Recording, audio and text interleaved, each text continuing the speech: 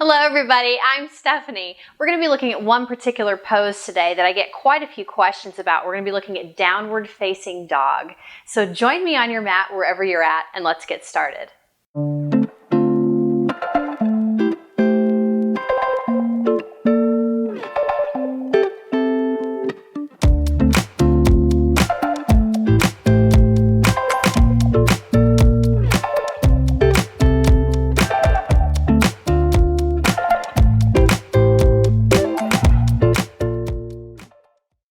So today we're going to be taking a look and breaking down the posture of downward facing dog.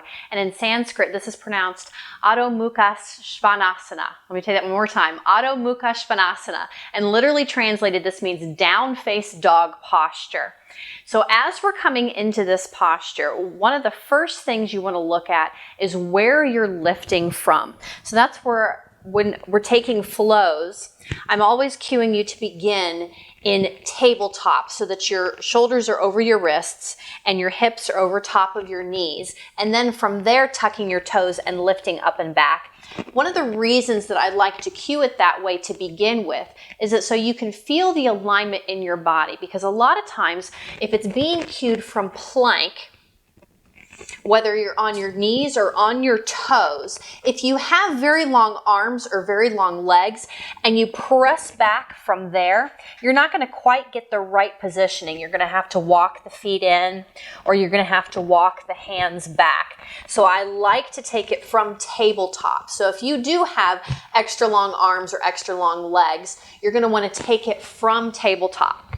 So coming into tabletop, feeling that engagement, pressing down into the mat, already feeling the shoulder blades spreading side to side. This is one of the things that we want to keep in mind as we're lifting into down dog. We want to keep spreading those shoulder blades side to side and not allow the scapula to squeeze and pinch in. So you don't want to make this pinched feeling between the scapula, but pressing down away from the mat. So I'm drawing all of my energy up.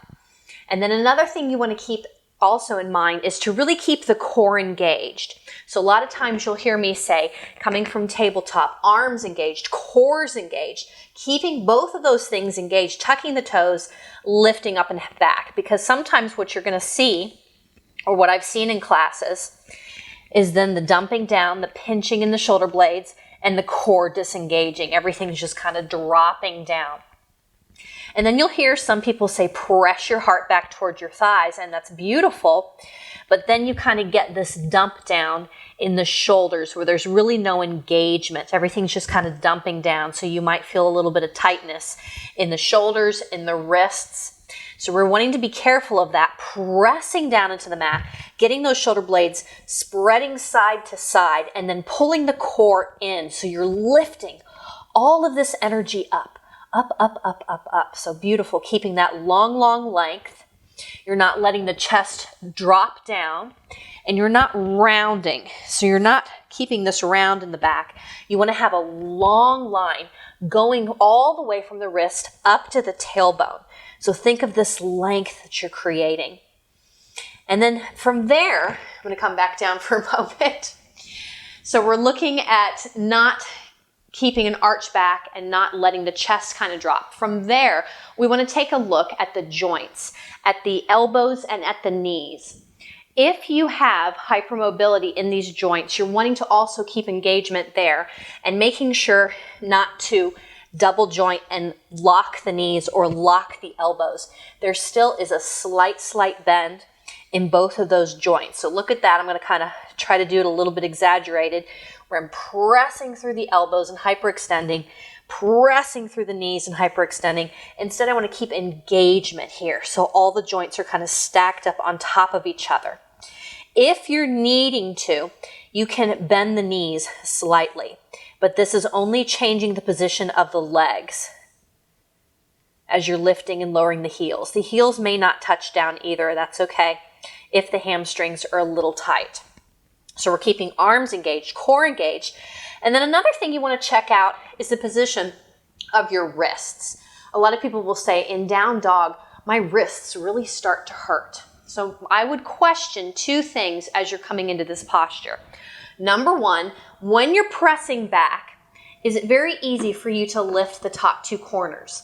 That means you're putting all the weight on the back two corners and pressing on those back wrists. And that's really, really gonna bring a lot of weight to the wrist. So instead of pulling all the energy back to the back wrists, you're gripping down all four corners, all 5 fingers. So you're making this connection that's not gonna pop up. So just check when you're coming into down dog. Are you able to lift the wrists or lift the top two corners, and dumping down into the wrists? Can you balance that a little bit more? All 4 corners, all 5 fingers, and draw the energy up instead of dumping it down into the wrists. So there's a lot going on into this position. Another thing that you want to look at is where your gaze is. I know right now I'm kind of turning my head to talk to you guys, but you're gazing gently back between the knees, making sure that you're not looking forward, making this crunch in the neck, or even pressing back so far if you have hypermobility in the shoulders that your head is back behind your arms. So you hear a lot of times biceps in line with your ears. So we're lining up. So you've got this long line from the hands all the way up to the hips, and from the hips down to the heels. So if you're seeing any other weird kind of shapes or whatever, just kind of realizing what's going on there. So we're bringing that intention all the way up from the wrists, all the way up to the tailbone, and you are reaching the hips up and back behind you and not forward. So really tipping the pelvis so the hips are reaching up and back and not just back behind you. They're up, back at a diagonal. Beautiful. I'm going to come back down here. The last thing that you want to take a look at is where the position of the feet and the hands are. So another thing that people will do sometimes is they're coming to it from different positions and not paying attention to where they're stacking the joints over the bones, and the hands might be coming in too far or the feet might be together. And so with this, if the hands are too close together or the feet are too together, then I'm going to lose a lot of balance, a lot of integrity, because my base isn't very wide. So making sure the feet are stepped apart so that the ankles are kind of lined up with the hips. If I came straight down, then my hips are on top of my knees. Instead of if my feet are together and then my knees are here, then my hips are outside of my knees. Same thing with the hands. And with this one, you can even widen the base a little bit more if you're just working through here or practicing. So, keeping that all in mind, a lot of information for this pose. Starting at the wrist, coming from tabletop, pressing down into the mat, shoulder blades spreading side to side, core is pulling in. Find that connection, all 4 corners, all 5 fingers, tuck the toes, lifting the hips up and back. Keep that energy drawing up, up, up, up, up behind you, softening the knees, softening the elbows, but keep spreading the shoulder blades down, side to side, not dumping the energy down, pulling it up, core is still pulling in, gaze back between the knees, and coming into your natural breath. Holding this for a few moments. You can even take movement if you need to. But can you feel the difference of when you're just let everything just kind of dump into the joints and lifting out of that? Beautiful. Coming back down. Now, if you already have talkative wrists or you cannot be on your hands, I'm going to give you some other options for this. You can also find that length that we're finding in down dog from puppy pose. So what you're doing is you're coming down onto your forearms instead. The elbows are underneath the shoulders. You're going to tuck your hips and walk the feet back. And then reach the hips up and back. So I'm keeping this long length again from the elbow up to the tailbone. So this time I'm not bringing all of this weight onto the wrists, but I'm still getting this nice long stretch in the back.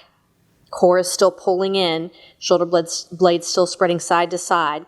So that's one option. You can come to puppy dog pose. Another thing that you can do is you can give your wrists some extra cushion. You can take your mat and roll it up. Then placing the base of your wrists on that extra cushion, and then really getting the top corners to come down and make a connection. That's going to kind of shift the weight a little bit so you're not rocking it all the way back to the wrists. And then you can come into down dog that way.